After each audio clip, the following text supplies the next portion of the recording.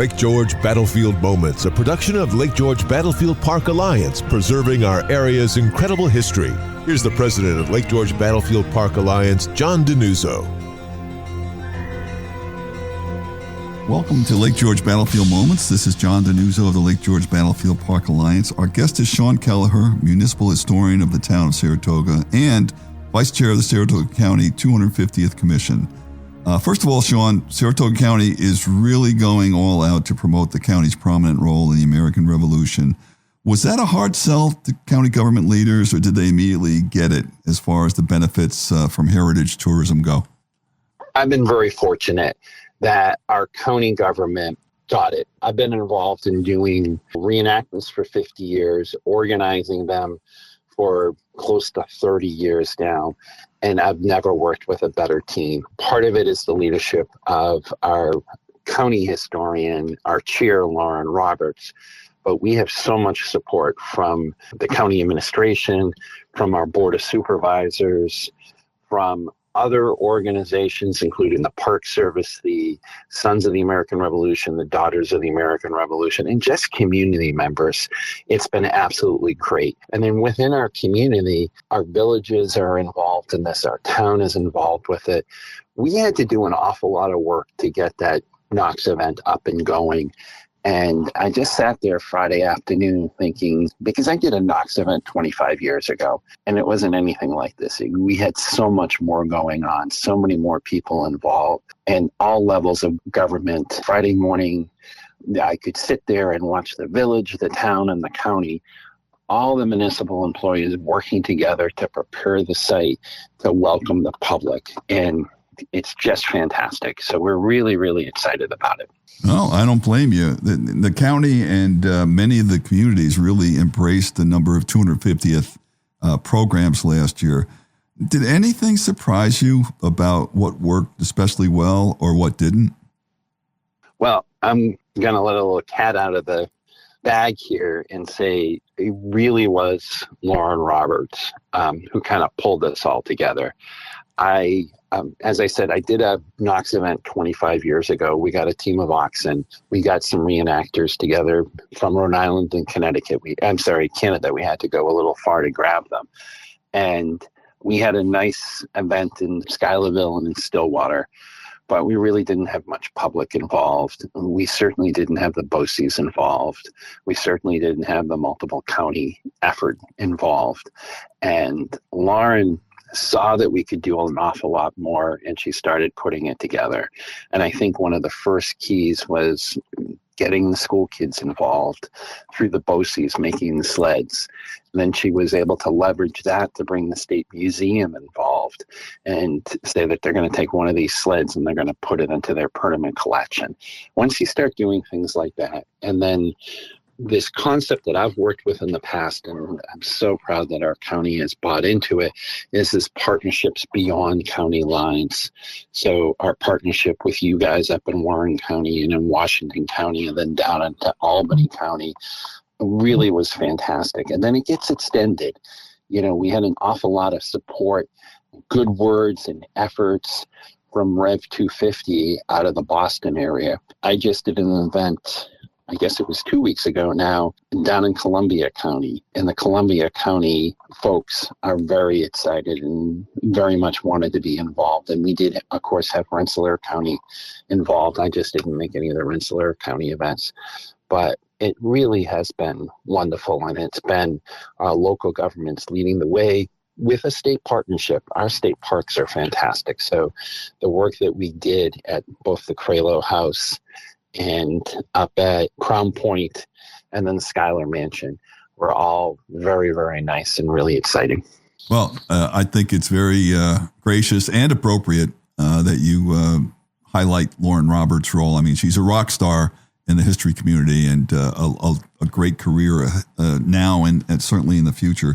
But she also has put together a team, including very savvy people like you and Ann Clothier and many other people at the Saratoga County level. It's so impressive to those on the periphery, those who don't live in Saratoga. We're certainly aware of what you're doing. So congrats to all of you. We should mention that we share one person in between who's a master at putting together programs, but also working together, and that being Bruce Venter. Okay. He'll send you a check in the mail very soon. He has the best tour company and runs the best conferences. Yeah. Bruce has been a really important partner with all this work, and I know you know that. Yes, he is. He's a rock star as well in his own genre, let's say. But no, we're very appreciative of what Bruce does for us and for you. 1777, I think anyone with any level of awareness of the Revolution knows that is the turning point year, and the Battles of Saratoga are considered to be, by many, if not most, to be the turning point of the Revolution. But that anniversary is until next year. So what milestone events this year will you be commemorating in Saratoga County? So we'll be doing similar to everybody else in the country. We're going to be celebrating the Declaration of Independence. But we know in our back pocket that the Declaration of Independence was made a great fact for all mankind because of the Battles of Saratoga. Things weren't going well for the Americans after the Declaration was signed, and they really needed something to gather European support. And it was the Battles of Saratoga that did that and made the Declaration something that we can all live with today and that we're all very, very proud of. So that's part of our focus. The other part is to build up our knowledge, our interest in Saratoga during what we call Siege Week, which is Columbus Day weekend. So we'll have another large reenactment here. It's not really a reenactment, it's actually a living history event where we'll bring in living historians from the region and we'll set up a very hands-on interpretive event where people can learn more about the American Revolution and get their photos done and interact with these great living historians that we bring in from all over the Northeast. So we're really excited about that. So that's really our focus in 1776, our 2026, and then we're building up the infrastructure and the plans for 2027, our big 250th. Okay, that makes sense.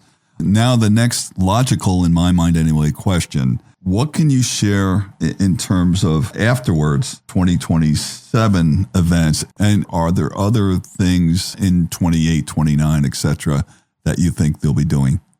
When the county set up a commission with 13 members, the plan was to do the entire war up to the equivalent of 1783. And the American Revolution does not stop in Saratoga in 1777. So we had various raids, but there are all sorts of other activities that happened. So similar to Lake George, there was a raid that came down to Lake George and then came down into Saratoga County. So we're going to want to commemorate that and tell that story. But again, we're right on this pathway of war, the Hudson River, Lake Champlain, and of course, Lake George is right in the middle of that. And there's still all this activity that's going on. So we're going to want to commemorate that, tell people that the story here doesn't end in 1777. One of the things that I'm most interested in is that in 1782 into 1783, we had the Rhode Island Regiment based here at Saratoga. They were literally the last regiment to leave Continental service in December of 1783 because the mail got stuck in Albany and they weren't given their discharge papers. These poor guys had to come down from Saratoga, find their piece of mail in Albany, see that they were discharged, then come up, gather up all their supplies, and march back to Rhode Island. This regiment was well known as the Black Regiment. So we want to tell that story. We have French officers that come through here wanting to see what happened with the Battles of Saratoga. We want to tell that story. So there's an awful lot of stories that are rich in history, similar to Henry Knox, that we want to share that happened after 1777. Okay. And I guess one last intricate question here. What we all together just experienced in this region with the Knox commemoration and basically following the geography of that from Crown Point to Ticonderoga, Lake George, Washington, Saratoga, Albany, Rensselaer, Columbia counties, I think mirrored the progression of Knox, and that was by design.